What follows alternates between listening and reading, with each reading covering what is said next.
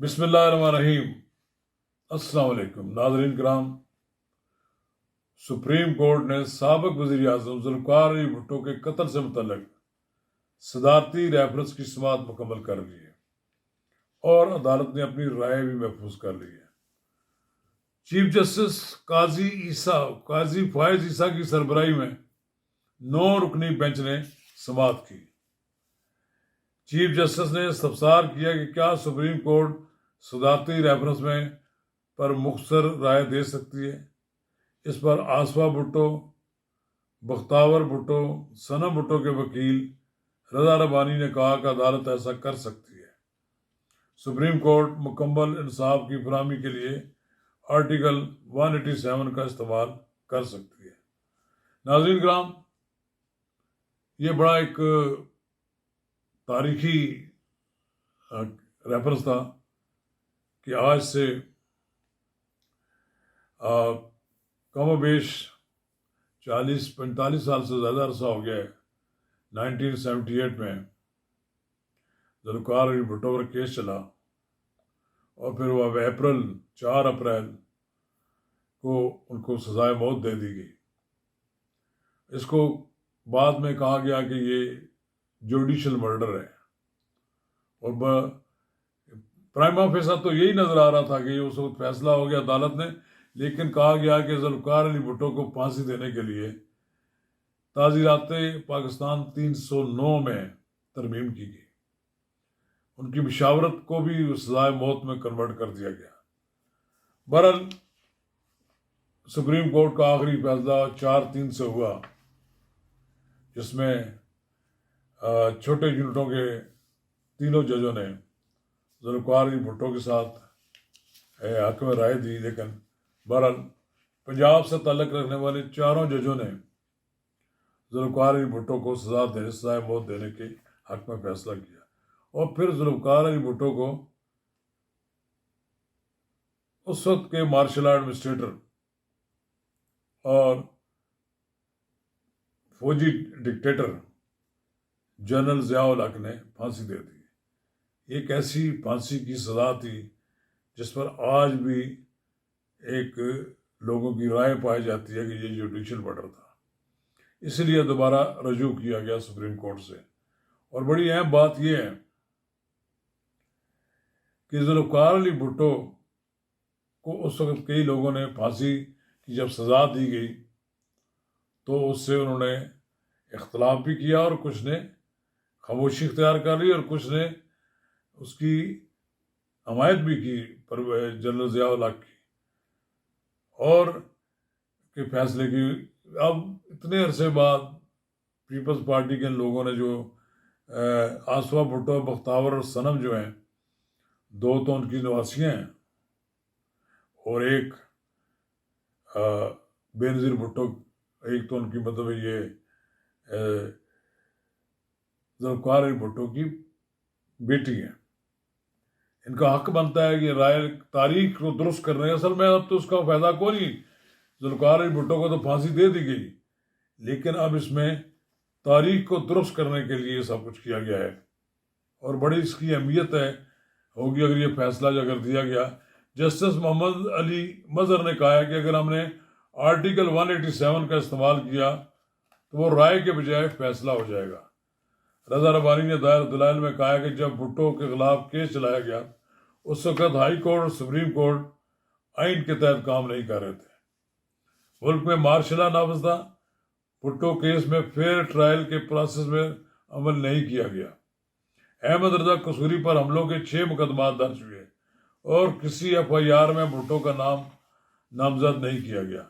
انہوں نے کہا کہ جسٹس اسلم ریاض حسین بیک وقت سپریم کورٹ کے جج اور پنجاب کے قائم مقام گورنر تھے۔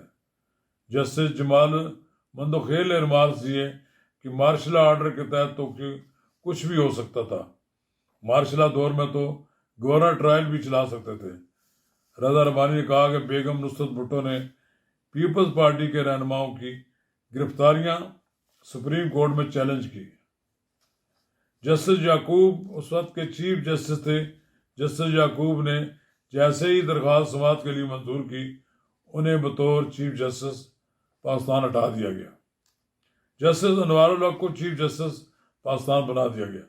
چیف جسٹس نے کہا کہ ہم نے محمود مسعود کے بارے میں پوچھا تھا. ایڈیشنل اٹارنی جنرل نے جواب دیا کہ ہم ریکارڈ ڈھونڈ رہے ہیں. نادرا کے پاس بھی پرانا ریکارڈ نہیں ہے کہ 3 وزارتوں کو ہم نے ریکارڈ کے اصول کے لیے لکھا ہے. وکیل احمد رضا قصوری نے دلائل میں کہا کہ بھٹو کیس میں پرائیویٹ کمپلینٹ 1977 میں دائر کی گئی تھی. جسٹس قاضی فائز عیسیٰ نے استفسار کیا کہ قتل 1974 کا تھا، آپ نے اتنا وقت کیوں لیا؟ احمد رضا قصوری نے جواب دیا کہ پہلے کیس بند ہو گیا تھا. چیف جسٹس نے کہا کہ کیس بھی کافی پہلے بند ہوا، آپ تبھی کیوں نہیں گئے کہ ناانصافی ہو گئی ہے، آپ نے 3 سال کیوں لیے تھے، اس کا جواب کیا ہوگا؟ احمد رضا قصوری نے جواب دیا کہ اس وقت ذوالفقار علی بھٹو وزیر اعظم تھے. صورتحال ایسی تھی کہ اس پر چیف جسٹس نے کہا آپ کا اثر و رسوخ، تعلقات اور مسائل والا خاندان تھا، آپ جیسا بااثر خاندان کیسے کمپلینٹ فائل کرنے پر میں اثر لیتا رہا. جسٹس جمال مندوخیل نے کہا کہ آپ انکوائری بند ہونے کا آرڈر بھی چیلنج نہیں کیا تھا. ایڈیشنل اٹارنی جنرل عامر رحمان نے مختصر دلائل دیتے ہوئے کہا کہ بھٹو کیس میں تفتیش مجسٹریٹ آرڈر سے بند ہو گئی تھی اور کوئی بھی نیا جوڈیشل آرڈر لیے بغیر دوبارہ تفتیش کی گئی اور پورا ٹرائل ایسی تفتیش پر چلا جو قانونی نہیں تھی. بظاہر لگتا ہے کہ اس وقت سرکار کی مداخلت موجود تھی. جسٹس جمال خان مندوخیل نے استفسار کیا کہ ایسی مداخلت کرنے کے لیے حکومت کیا اقدامات کر رہی ہے. ایڈیشنل اٹارنی جنرل نے بتایا کہ آف کورس ہم تو عدلیہ کی آزادی کے دائی رہے ہیں. اس پر جسٹس جمال مندوخیل نے کہا کہ آپ اقدامات کیا لے رہے ہیں؟ ایڈیشنل اٹارنی جنرل نے کہا کہ اب نئی حکومت آ رہی ہے. چیف جسٹس نے کہا کہ حکومتیں آتی جاتی رہتی ہیں، ہم اپنا کام کریں گے، دوسروں کو اپنا کام کرنے دیں. تو انہوں نے عدالت نے پھر سماعت مکمل کر کے رائے محفوظ کر لی. اور لفظ رائے استعمال کیا گیا، انہوں نے ججمنٹ نہیں لکھا کہ ججمنٹ محفوظ کر لی گئی. بہرحال ذوالفقار علی بھٹو پاکستان کی تاریخ کا وہ لیڈر ہے جس پہ اب شک ہی نہیں ہے کہ پاکستان کے عوام انہیں دل و جان سے چاہتے تھے. وہ ایک بڑے لیڈر تھے. پاکستان کے جب پہلے ایسے انتخابات ہوئے وہاں 1 مین 1 ووٹ کا، تو مغربی پاکستان کو ان کو اکثریت حاصل ہوئی اور مشرقی پاکستان میں شیخ مجیب الرحمان کو. پاکستان 2 لخت ہو گیا. پاکستان کی سیاسی قیادت پاکستان کو متحد رکھنے میں ناکام ہوگی. پھر ذوالفقار علی بھٹو کی جب حکومت آئی تو احمد رضا قصوری اپنی وضع قطع کے شخص تھے. وہ ذوالفقار علی بھٹو کے خلاف بولا کرتے تھے. مارنے کے لیے جب لوگ جو گئے، وہ احمد رضا قصوری کے بجائے نواب احمد خان، ان کے والد کو گولی لگ گئی. بہرحال یہ مقدمہ چلا بڑا، اس میں مارشل لا کے زمانے میں تھا. اب اتنے سال بعد تاریخ کو درست کرنے کے لیے اس کی کوئی رائے آئے گی، اور یہ بڑا اچھا ہوا کہ 9 رکنی جج بینچ بنا، اور اس نے جو رائے دے گا وہ ایک پاکستان کی ہسٹری میں اہمیت رکھتی ہوگی.